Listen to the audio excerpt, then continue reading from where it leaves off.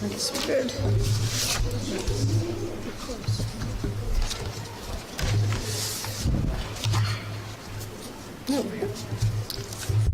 Good morning. Welcome to everyone here in person at Westside Unitarian Universalist Church, and to those of you joining us on YouTube. For those who may not know me, my name is Linda Phippen, and my pronouns are she, her, and hers. As a member of the worship committee, I will be assisting with today's service. We welcome you whether you are here in person or watching on YouTube or watching on YouTube at some point in the future. Westside is a place where every person is valued regardless of their chosen faith, their belief system, or how they identify themselves, or how they participate in our services. I'm happy to report that we have resumed our coffee hour after the service, and if you're here, please join us for conversation, especially if you're new or have been here a couple of times, and give us a chance to get to know you. I'm also happy to report that COVID numbers in Knox County have continued to be low, so we are going to resume congregational singing this week. Ooh. You will, there are a couple of songs that we hope you will participate in, and you're going to find the words to them in your order of service.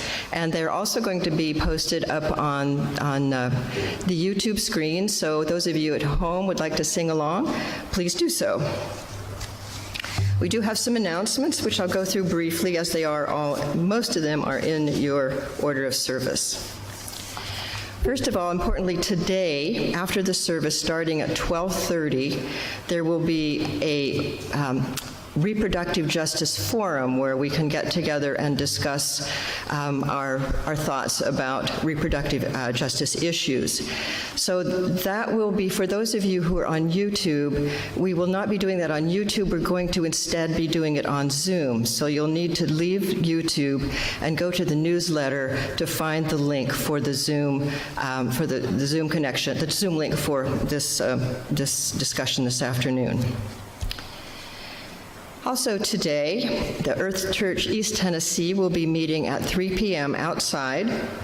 And in addition, coming up next, the 30th, next Sunday, there will be a Samhain celebration, again, outdoors at 6:30 p.m.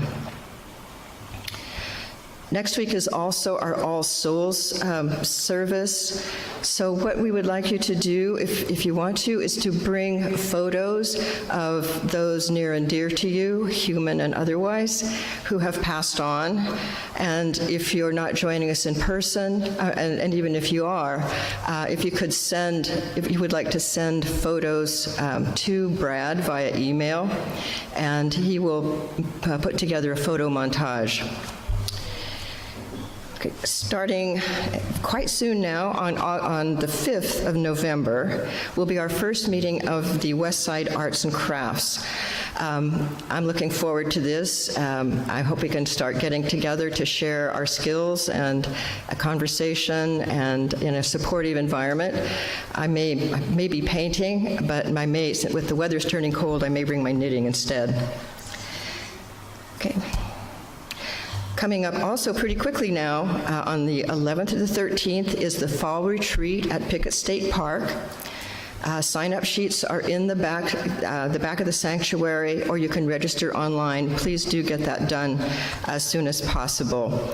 The registration link is in our newsletter, and we're asking $40 per person to cover the food and rental fees. The second Monday lunch will be on Monday, November 14th, and it's going to be at Daddy Mac's Down Home Dive, sounds interesting, which is not nearby here, I understand, and it will be at 11:30. If you're planning to partake, please contact Judy Burgett or Diane Gray and let them know so that they can get an appropriate reservation. And we are continuing to reduce the mortgage. We are going strong, but we would keep you in suspense a little bit longer about what the numbers are. They will be updated in the November 2nd newsletter. And I think that's it. Does anybody else have any anything they would like to announce? Okay. Thank you, Linda. Good morning, everyone. Welcome. If I have not met you yet, I am Reverend Carol Bedeau. I am privileged to serve here as minister, and my pronouns are she, her, and hers. I'm going to adjust this so that it's looking at all of you. Just a note on Pickett State Park, for those of you who might be interested. There was a Spirit Quest that was going to be a camping trip that was planned in the spring that we had to reschedule. That is happening at Pickett. So there's a schedule for those of you who are here in person. There's a printed version of it. I believe it's also available online of what Spirit Quest will look like. We'll do a special gathering on Friday evening, and then part of Saturday, and then also maybe participating in the Sunday morning worship service. So that's a special sort of option that you have if you come to Pickett to participate in earth-based practices and learn a little bit about deepening in connection specifically to being on the land as a spiritual practice. All right. So today we are celebrating a little early. We're kind of stretching Samhain out for like a whole week and a half. We're doing it this morning as our worship service, this afternoon as our Earth Church, and then next Sunday evening, our Samhain celebration will be a full fire circle ritual for Samhain. In earth-based traditions, we're going to open up and close up this service in the way that is more traditional to earth-based traditions. So when I say earth-based traditions, that includes earth-based traditions include Indigenous First Nations traditions from around the world. It also includes the revival traditions of what are often called pagan or neo-pagan communities. Samhain is specifically a Celtic holiday, and there's a whole theology and cosmology that this is centered around. So we're going to talk a little bit about what Samhain actually is, but also in most of those traditions, the actual ritual practices are a little different than in Western practices. So in earth-based traditions, the circle rather than the line or the square is the center of the spiritual system. So if you think of traditional Western systems, we tend to meet in square buildings. In Christianity, the cross, which is very rectilinear, these are the core images or conceptions that we have around spiritual practice. In earth-based traditions, the circle and the spiral are at the center of the traditions. So rather than talking about getting somewhere, earth-based traditions and peoples understand life to be a series of returns. The seasons of the year arrive and go and return in an endless cycle. Our lives spiral in and out of emotional states, in and out of cycles of growth and death, and around and around and around the themes of our human existence. And so when earth-based spiritual gatherings happen, the circle is part of how that happens. So with that in mind, we're going to begin. I'm going to do this not in a fully formal way, but in a semi-formal way. We're going to set the circle, or call the circle, to establish sacred space. Okay, so as we celebrate Samhain, we are going to recognize each area of what's considered the symbolic circle. These are associated with a direction, right? So like north, south, east, west, the directions, the seasons of the year, stages of life, and qualities of human experience. So I'm going to invite you to just get in your mind a little bit of a sense of a circle. We begin in the east, calling in the energies of the dawning day, of springtime, of childhood, and the element of air. May breath fill our bodies with inspiration. In the south, we call in the energies of midday, of summer, of youth and young adulthood, and the element of fire. May our spirits be lit with passion and purpose. In the west, we call in the energies of evening, of autumn, of maturity, and the element of water. May our emotions and dreams flow with ease and grace. And in the north, we call in the energies of the dark night, of winter, of old age and death, and the element of earth. May our bodies be strong and connected to the land that carries us through this life. Finally, we call in the star beings above and the ancient ones below us, the crystal beings of the deep earth, and in the center, our deepest inner selves.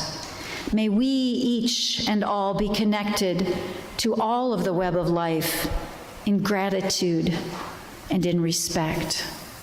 May it be so. The circle is open. We begin.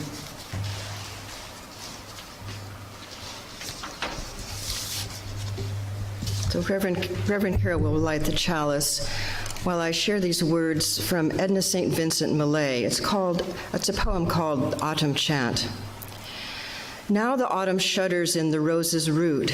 Far and wide the ladders lean among the fruit.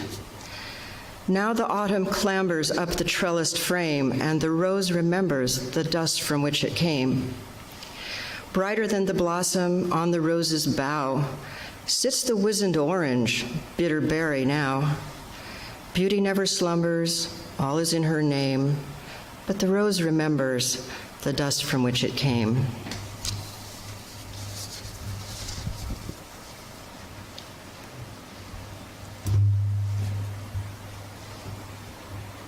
So, the beat of the drum is also central to earth-based traditions. The drum is circular, so it evokes that same spiritual center. And it is considered the heartbeat of the community, the heartbeat of the earth. We've talked about this before in previous services, but we know from scientific studies that actually drum beats actually synchronize our heartbeats. Our heart rhythms actually, if we listen to and engage in drumming as a community and we do it long enough, our heartbeats will actually be synchronized while we're drumming. So when we listen to or play our drums together, we synchronize our collective beings. We align ourselves with each other in a community in a very real way that affects our nervous systems, and we actually align ourselves with that rooted feeling in the earth. So today, rather than using the bowl, the singing bowl to call us together, we're going to drum. And so Chris Edkins is going to join me. And what I'd like to invite you to do as we drum, I have no idea how long we're going to do this. This is earth-based. We're going to go with our guts and our instincts. Allow yourself to feel the drum in your body. If you feel like it, tap your hand. You can do a little body percussion if you feel inspired to join us, right?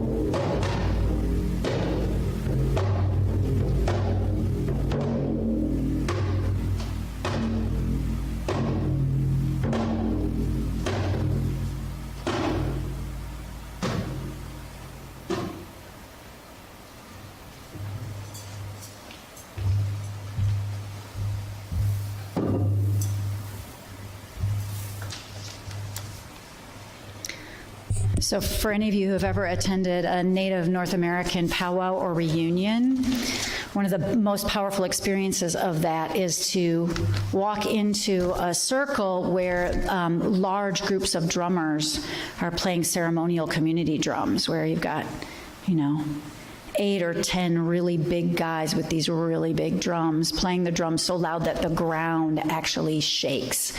And as you walk, okay, that was kind of cool. Did it feel weird to try to sing again? Did you guys I couldn't really tell, did you do it or not? It's been years. That was fantastic. Thank you for doing that. So, we're going to split this sermon into a couple parts today because there are really a couple of important elements of the celebration of Samhain that I want to talk about. So the first part is about being made of earth. Most of us in Western society celebrate some version of what is now called Halloween, but in the more traditional cultures it's called Samhain. We celebrate it by trick-or-treating or carving jack-o'-lanterns or dressing up in costumes, going to costume parties. The Catholic Church adopted this seasonal celebration as the Feast of All Saints and All Souls. And in all of these different traditions, whether we're talking about the secular or the religious, one of the key components of this season is connecting in one way or another with our mortality. Whether we are remembering lost loved ones or dressing up as ghosts or goblins or monsters or watching Halloween the 27th, whatever version it is that's out this year. They claim it's ending, but I'm sort of not convinced. So whatever we're doing to think about this, we are in some way or another recognizing that we as humans die. We are, in the language of the Christian tradition, made of dust. We come from the earth. Mortality is just part of our life. Life has a beginning and a middle and an end, and that's okay. We are made of dust, and to dust we shall return. In modern society, we have an aversion to this and to all the earthly, yucky things associated with being part of the earth. We tell kids not to get dirty because dirt is somehow bad. I live on a farm, I will tell you that's not true. We are repulsed by the fact that much of our food comes from other animals and plants, and we sort of try to distance ourselves from that fact. We're disgusted by bug bites on our apples and our zucchinis when they show up in the grocery store. We go out of our way to avoid bodily fluids and functions. In fact, what we do as a Western society is we sterilize and cleanify everything about everything that has to do with being human. We're fearful of our bodies. We're fearful of the ways they change. We're fearful of the sounds they make and the smells they make, the way they can affect our impulses or limit our capacities, but yet, here we are. No matter how hard we try to avoid or ignore or deny it, we are made of the earth. We are an animal species. Just like the cows and the armadillos and the horses, we are a species on this earth, not so very different from the mosquitoes that make us crazy, right? The worms, the grubs that live in our garbage cans. One of the greatest gifts of earth-based traditions is that they insist we remember this fact. Because it's possible that our disconnection from the earth is costing us a whole lot of stuff in our society, like a healthy earth. A lot of what we're doing to try to distance ourselves from humanness is costing the earth in all sorts of ways. So today, as we celebrate Samhain, which is a tradition marking the end of the year, so in the earth-based traditions, it's New Year's, we get a minute to consider how we feel about being made of earth.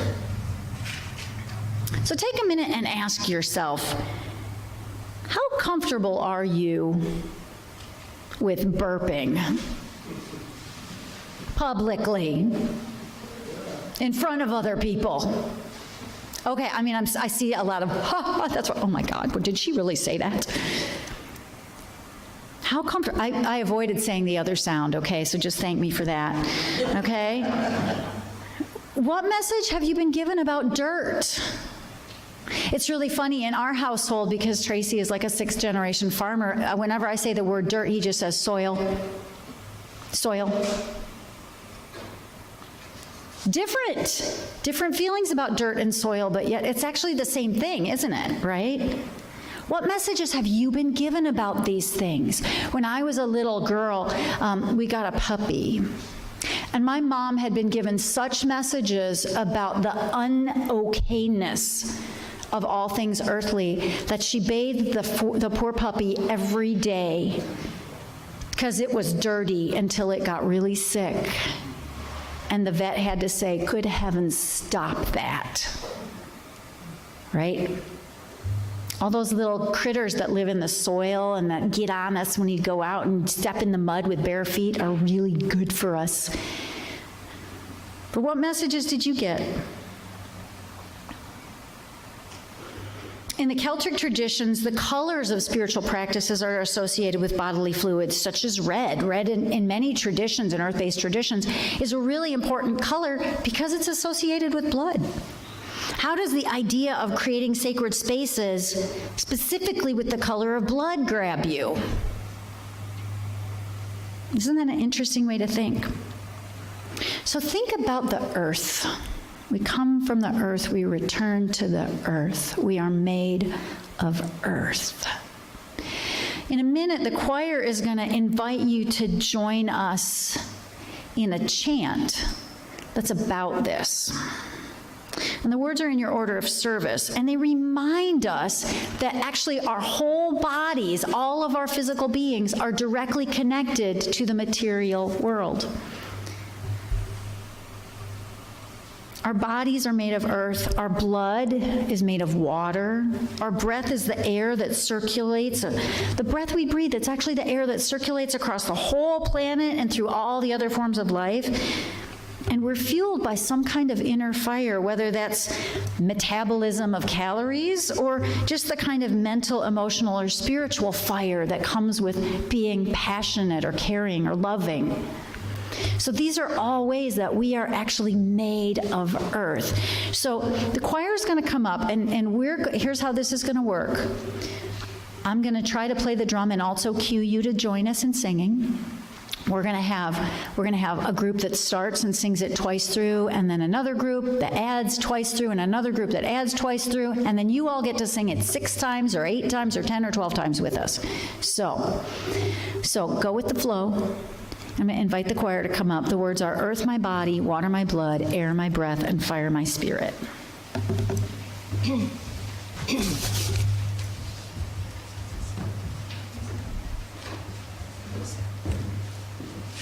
Come down on the steps. When you guys stand there, it's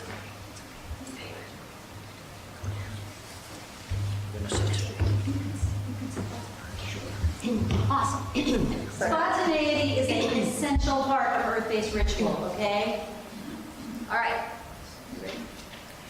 I'll do it 4 times, 4 minutes.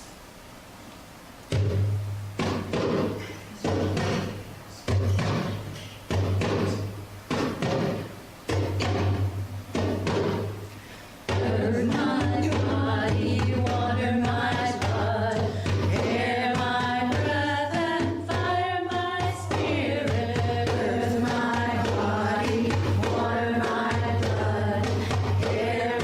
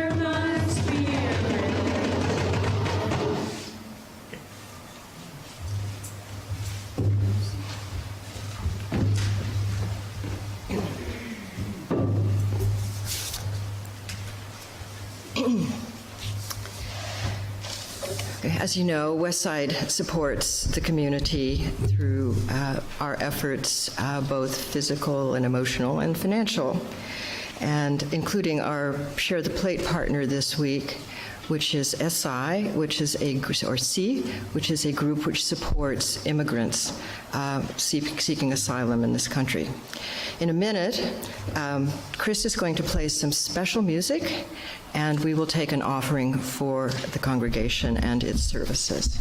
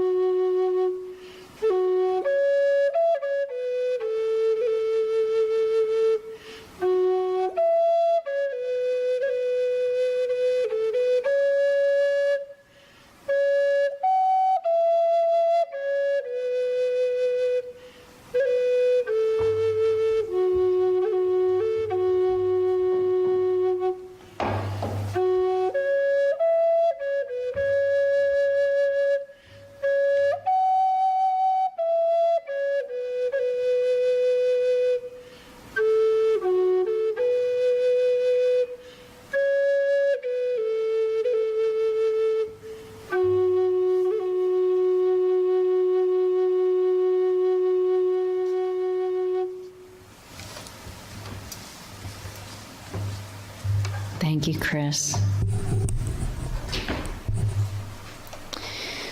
So, how many of you have, just you can raise your hand if you feel like it, how many of you have ever participated in a drum circle or a chanting circle where you've done those kinds of chants? Those kinds of chants, that kind of music is a very different kind of music. It's designed to create a different state of awareness in us. So in most what we think of as classical or Western style music, a lot of that music is performative, and we're meant to be listening to it and experience sort of an intellectual narrative or an emotional narrative as we listen to the piece of music. So, think of Vivaldi's, the seasons, 4 seasons, right? Think of music or lyrical, the kinds of music that we often sing in our hymns. They are narrative-based. There's a story we're supposed to listen to or experience or hear or follow through the song. Chant music is different. Whereas it has images and concepts that are evocative, notice that the sounds are repetitive. Earth, my body, water, my blood, air, my breath, and fire, my spirit. It's pretty much, it's the same notes over and over and over and over and over and over and over again. That's not because it's bad music or poorly designed. It's just designed to do something different. It's meant to make our brains go into a more trance-like state. Rather than being intellectually following a narrative, we are being invited into a trance state. So chant music is repetitive and goes on for a long time, and you can't predict often how long it's going to go on or what it's going to turn out like, because it's designed to induce alternate states of consciousness.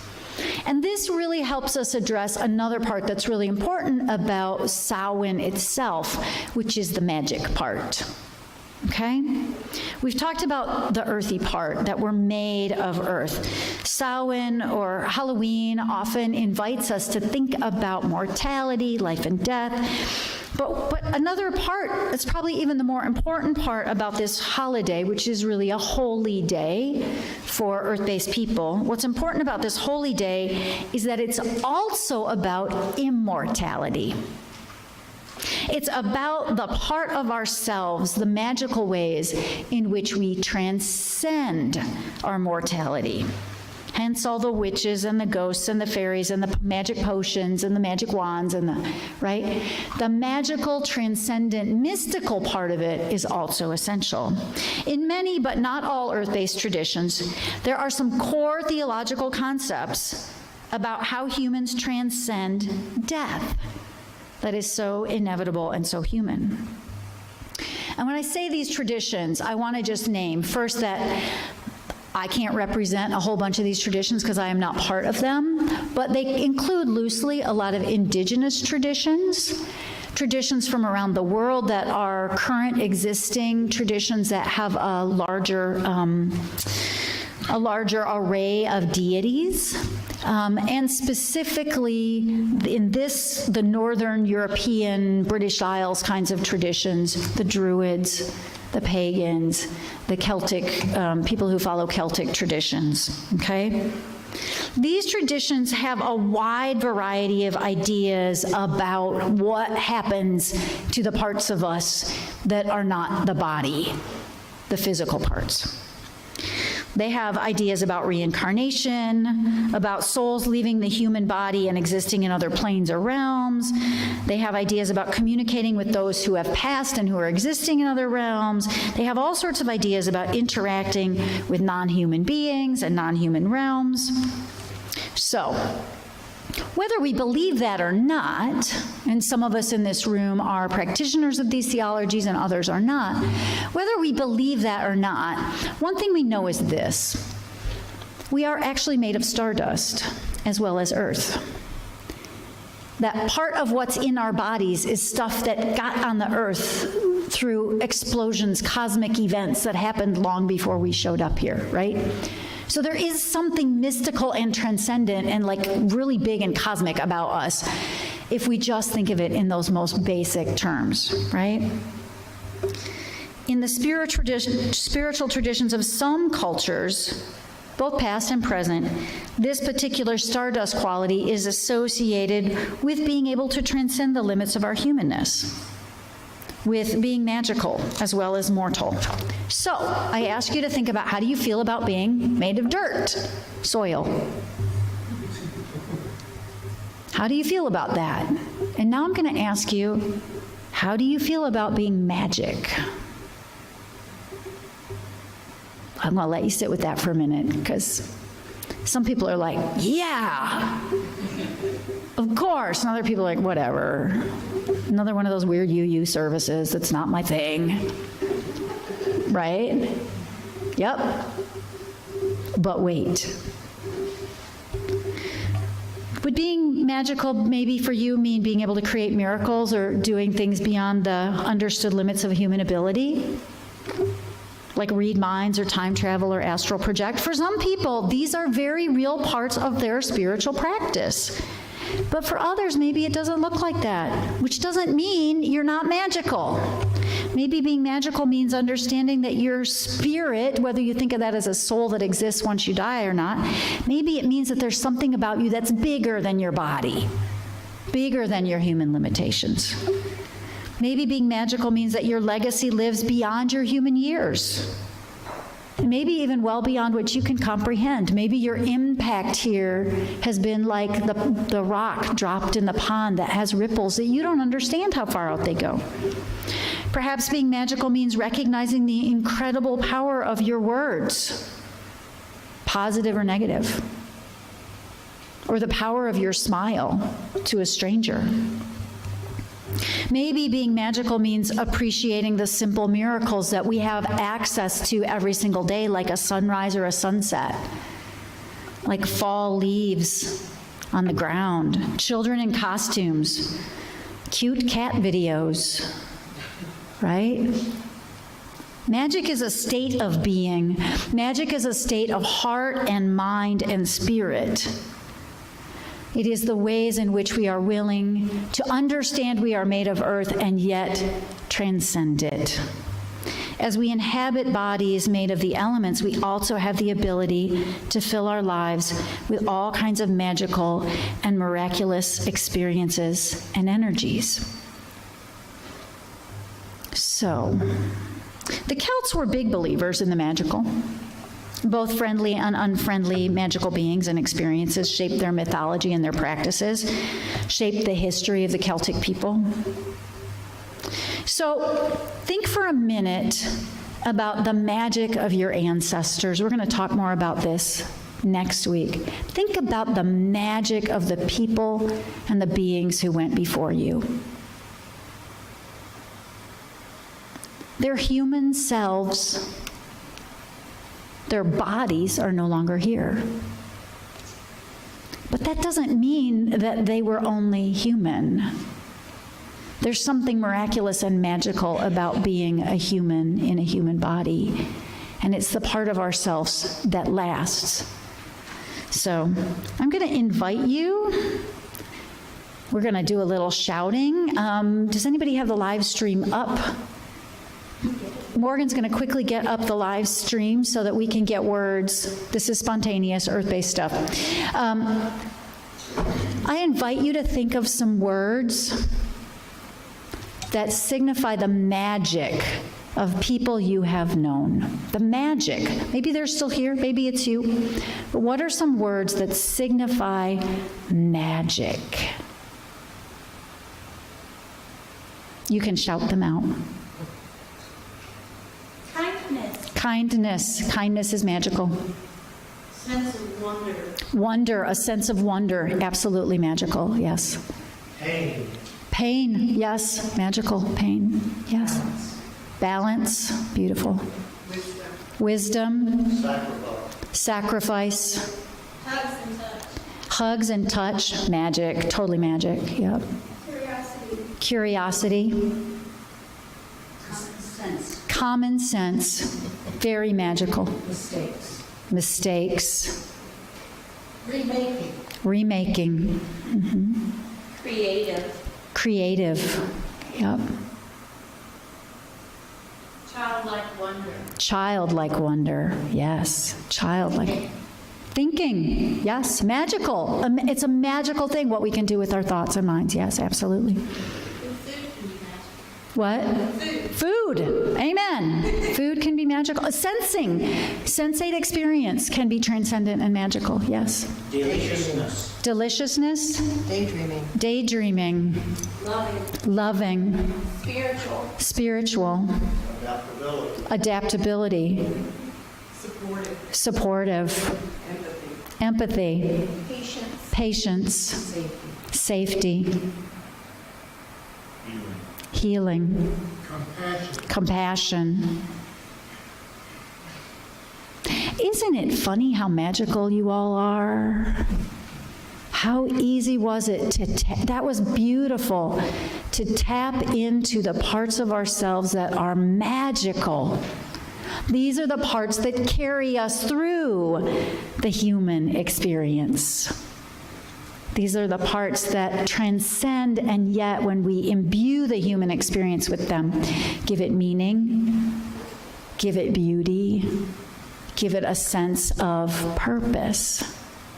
So, Samhain is a time, whether we celebrate it as a holy day, which many UUs do, we celebrate it as a holy day, or we just celebrate it as a little reminder that earthly and magical can go together. And they do. And every day when we live our lives in this world, we get to be both of this earth and also somehow of the stars and the cosmos and something bigger and something miraculous and something wonderful.